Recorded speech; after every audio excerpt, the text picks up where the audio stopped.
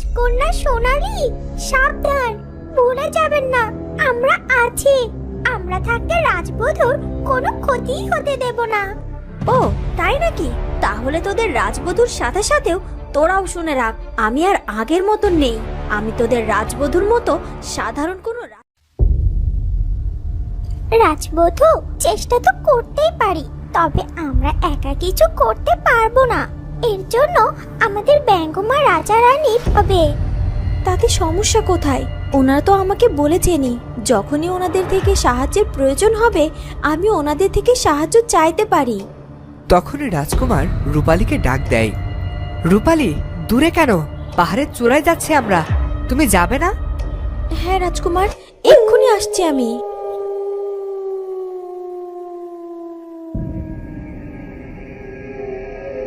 রূপালী আর রাজকুমার সৈন্যদের সাথে পাহাড়ের চূড়ায় উঠে আসে আর চারপাশে রক্ত দেখে আঁতকে ওঠে। রূপালী, ভয় পাচ্ছ নাকি? ভয় পেও না। এইভাবে নিষ্পাপ শিশুদেরকে নৃশংসভাবে হত্যা করলো রাজকুমার। আমার যে খুব কষ্ট হচ্ছে এসব দেখে। রূপালী সব শিশুদের কথা ভেবে কেঁদে ফেলে। কেঁদো না রূপালী, ভুলে যেও না আমরা এখানে এসেছি খুনির বিরুদ্ধে প্রমাণ জোগাড় করতে।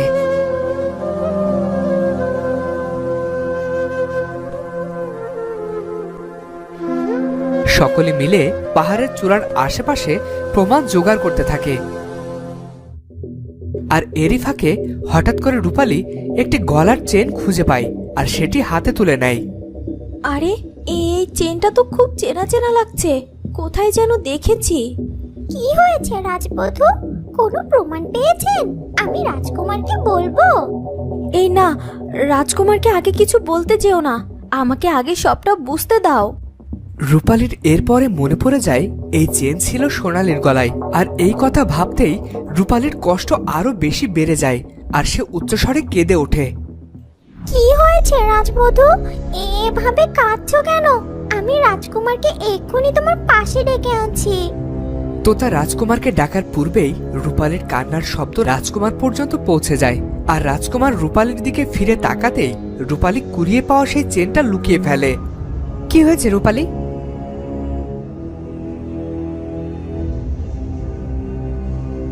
এভাবে কেন কাঁদছো? তোমার মন এত নরম যে এখনো কেঁদেই চলেছ। কি করব রাজকুমার, আমার যে খুব কষ্ট হচ্ছে। রূপালী যে চেনটা লুকিয়ে ফেলেছিল এটা তোতা দেখে ফেলে আর মনে মনে বলে, কি ব্যাপার? রাজবধূ চেনটা লুকিয়ে কেন ফেললো? আমি কি এক্ষুনি ওনাকে এই ব্যাপারে কিছু জিজ্ঞেস করব? না না, থাক, পরেই সবটা জিজ্ঞাসা করা যাবে। ওদিকে ডাকিনীমা ইতলকে নিয়ে নিজের জাদু শক্তির সাহায্যে সোনালীর কক্ষে এসে হাজির হয়। ডাকিনীমা, আপনি আমার কক্ষে? কিছু কি ঘটেছে? কি আর বলবো, তোর ওই রাজকুমার মেহেমিদের সৈন্য সামন্ত আর রূপালীকে নিয়ে ভূতডাঙর পাহাড়ে তল্লাশি চালাচ্ছে। যদিও বা ওদের সবকটাকে ধুলোয় মিশিয়ে দেওয়া আমার কাছে তেমন একটা ব্যাপার না, কিন্তু কি করব বল? তুই তো আবার রাজকুমার মেহেমিদকে বিয়ে করার জন্য মুখিয়ে আছিস, তাই রাজকুমারের মুখোমুখি হয়ে ঝামেলার বাড়ালাম না। ওদিকের কোনো খবর জানেন নাকি ডাকিনীমা? কোনো প্রমাণ পেয়ে যায়নি তো ওরা? আমাদের বিরুদ্ধে প্রমাণ জোগাড় করা এত সহজ নয়। ওরা সারা জীবন ধরে ভূত ডাঙরের প্রমাণ খুঁজলেও কোনো প্রমাণ খুঁজে পাবে না। ওদিকে ব্যঙ্গমা রাজা আর ব্যঙ্গমী রানী নিজেদের শক্তির সাহায্যে জেনে যায় রূপালী সোনালীর বিরুদ্ধে অনেক বড় প্রমাণ পাওয়ার পরেও সেটা রাজকুমারের কাছে লুকিয়ে গেছে। এটা রূপালী কি করলো? সত্যকে গোপন করলো? ও কি ওর বোনকে বাঁচাতে চাচ্ছে? এ তো অনেক বড় অন্যায়। এমনটা করে রূপালী ওই নিষ্পাপ শিশুদের সাথে অন্যায় করলো। আমরা রূপালীকে সাহসী আর সৎ ভেবেছিলাম, কিন্তু এখন দেখছি ওর বোনকে বাঁচানোর জন্য ও পাপ কাজে লিপ্ত হচ্ছে। আমাদের উচিত হয়নি ওকে সাহায্য করা, আমরা ওকে ভুল ভেবেছিলাম। ঠিক বলেছ রানী, আর এর পরেও আমরা ওকে কোনো রকম সাহায্য করব না। সোনালীর দ্বারা আবার যখন ওর বড় কোনো ক্ষতি হবে তখন দেখব সোনালী ওকে কোনো দয়া দেখায় কিনা। তখন ও বুঝতে পারবে সোনালীর প্রতি ওর ভালোবাসার কোনো মূল্যই নেই। ওদিকে সোনালী ডাকিনীমাকে বলে, আমি জানি আমাদের শক্তি অনেক বেশি, কিন্তু তারপরেও সাবধান থাকতে তো আর ক্ষতি নেই। তাছাড়া আপনার কাছে তো শক্তি আছেই, তাই শক্তির প্রয়োগ করতে ক্ষতি কি? আমার সাথে থেকে তুইও বেশ বুদ্ধিমতী হয়ে গিয়েছিস। চল তাহলে দেখা যাক ওরা কি কি প্রমাণ খুঁজে পেল।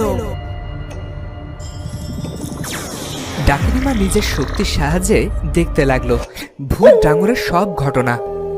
রাজকুমার কখন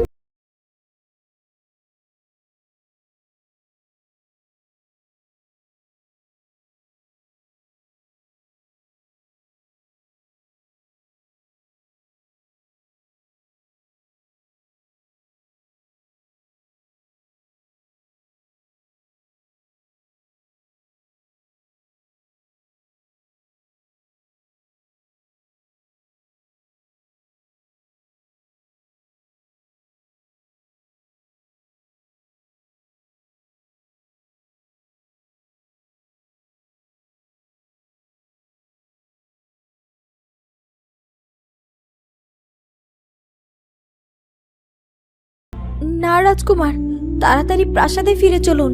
আমার এখানে আর একটু ভালো লাগছে না। এই পাহাড়ের বাতাসে আমি রক্তের গন্ধ আর নিষ্পাপ সেই শিশুদের হাহাকার শুনতে পাচ্ছি। এখনই ফিরে যাব রাজকন্যা, তবে তার আগে এই পাহাড়ের গুহায় গিয়ে দেখতে হবে কিছু পাওয়া যায় কিনা। আমি জানি এই পাহাড়ের গুহায় ডাকিনীমা বাস করে। ডাকিনী মায়ের সাথে এক অদ্ভুত প্রাণীও থাকে এই পাহাড়ে, যে প্রাণীটিকে বাচ্চাদেরকে বন্দি করে নিয়ে আসার সময় টিয়ে দেখেছিল। আর একবার রাজকন্যা সোনালীর পিছু নেওয়ার সময় আমি এই পাহাড়ে এসে সেই অদ্ভুত প্রাণীটিকে দেখেছিলাম। কি বলছো কি? এই পাহাড়ের সাথে রাজকন্যা সোনালীর কি সম্পর্ক হতে পারে? আমি তো কিছুই বুঝতে পারছি না। আহ বন্ধু, এইসব কথা এখন কেন বলছো? রাজবধূ, আমাকে আটকাবেন না, আমাকে সবটা বলতে দিন। রাজকন্যা সোনালী কিভাবে, কোন শক্তির সহায়তায় রাজকুমারকে আপনার থেকে দূরে করে ফেলেছিল, এসব কিছু রাজকুমারের জানা উচিত। এখন না বন্ধু, এটা উপযুক্ত স্থান নয়। তাছাড়া রাজকুমারকে আমি নিজে সবকিছু সুযোগ বুঝে সব জানাবো। দেখুন রাজবধূ, আমি জানি আপনি কখনো আপনার বোনের বিরুদ্ধে রাজকুমারকে কিছুই বলবেন না। তোর পেটে কি একটা কথাও থাকবে না তোতা? দোহাই লাগে, চুপ কর। রূপালী, ওকে কেন চুপ করতে বলছো? ওকে বলতে দাও, আমার সবটা জানা উচিত। তাছাড়া আমি সবটা না জানলে সবকিছু সমাধান কিভাবে দেব? কিন্তু রাজকুমার, প্রাসাদে গিয়ে সবটা শুনলে হতো না? এখানে তো সৈন্য সামন্তরা রয়েছে। এই সৈন্যরা, তোমরা সকলে এই পাহাড়ের গুহায় গিয়ে দেখো কিছু পাওয়া যায় কিনা। আমি এখানেই আছি। রাজকুমারের আদেশে প্রহরীরা সব সেই স্থান ছেড়ে পাহাড়ের গুহার ভেতরে চলে গেল। হ্যাঁ তোতা, এবারে বলো কি করেছে রাজকন্যা সোনালী, আর আমি বা কেন রূপালীর থেকে দূরে সরে গিয়েছিলাম? ভূত ডাঙরে ঘটে যাওয়া এসব কিছু দেখে সোনালী ঘাবড়ে যায়। আরে, সময় দেখে পুরোপুরি আমার বিপরীতে চলছে। এ কি হচ্ছে আমার সাথে? ডাকিনী মা, দেখুন ওই তোতা তো রাজকুমারকে সব বলে দিচ্ছে। ওকে আটকান। আহ, বলতে দে, কত দূর আর বলতে পারবে? আর এখন তো এমনিতেই রাজকুমার তোর হাতের মুঠোয় নেই। দ্রুততার সাথে আমার দেওয়া শয়তানের পায়ের ধুলো রাজকুমারকে খাওয়ানোর ব্যবস্থা কর। তারপর তোতা কেন, পৃথিবীর কোনো শক্তি রাজকুমারকে তোর বিরুদ্ধে নিয়ে যেতে পারবে না। কিন্তু তারপরও ডাকিনী মা, যত দিন যাচ্ছে তোতা আমার পথের কাঁটা হয়ে যাচ্ছে। আমার তো মনে হয় একে সবার আগে সরিয়ে ফেলা দরকার। সে কথা যে আমি ভাবিনি তা নয়, আমিও তোতাকে সরানোর জন্য পরিকল্পনা করছি। আর এখন তো শুধু তোতা নয়, তোতার ওই প্রাণপ্রিয় বন্ধু টিয়ে, সেটাও আমাদের পথের কাঁটা হয়ে গিয়েছে। ওই তো আমাদের দেখে ফেলেছিল ওই বাচ্চাদেরকে বন্দি করার সময়। সামান্য পাখিদের এত সাহস কোথা থেকে আসে আমি সত্যিই বুঝতে পারি না। আমি যদি পারতাম নিজ হাতে ওই তোতাকে গলা টিপে হত্যা করতে, তাহলে শান্তি পেতাম, প্রাণ খুলে নিঃশ্বাস নিতাম আমি। তো বন্ধুরা, কি মনে হয় তোমাদের, তোতা কি শেষ পর্যন্ত রাজকন্যা সোনালীর সম্পর্কে রাজকুমারকে সবকিছু বলে দিতে পারবে? আর সবকিছু জানার পর রাজকুমার কি পদক্ষেপ নেবে জানতে হলে সোনারূপা সন্তানের পরবর্তী পর্বটি দেখতে ভুলো না। আর আজকের ভিডিওটি ভালো লাগলে অবশ্যই সাবস্ক্রাইব করে বেল আইকনটি বাজিয়ে দিও। দেখা হচ্ছে পরের ভিডিওতে। ধন্যবাদ।